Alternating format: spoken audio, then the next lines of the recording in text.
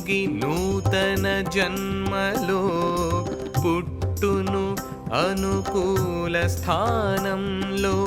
అలా పుట్టకున్న సాధన నిలుచు అసంపూర్ణముగా.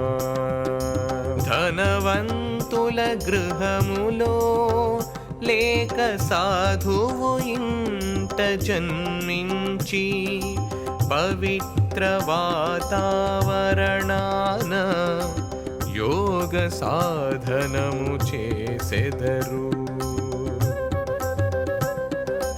అలా సాధన పూర్తి చేసి కర్మలు అన్నీ పూర్తయ్యాక వయోపరిమితి లేకనే దేహమును త్యాగం చేసెదరు.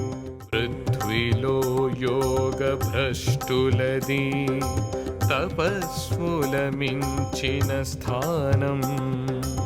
యోగ సాధన పూర్తయ్యాక దివ్యలోకం చేరుట తథ్యం.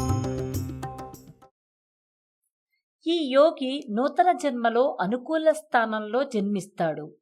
అనుకూల స్థానంలో జన్మించనప్పుడు సాధన అసంపూర్ణంగా నిలిచిపోతుంది. యోగ సాధన చేయడానికి తిరిగి సంపన్నుల ఇండ్లలో, సాధువుల ఇండ్లలో, పవిత్ర వాతావరణంలో జన్మిస్తారు.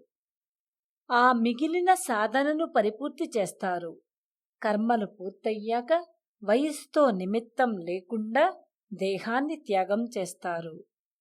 ఈ పృథ్వీలో యోగభ్రష్టులది తపస్సుల కంటే ఊర్ధ్వస్థానం.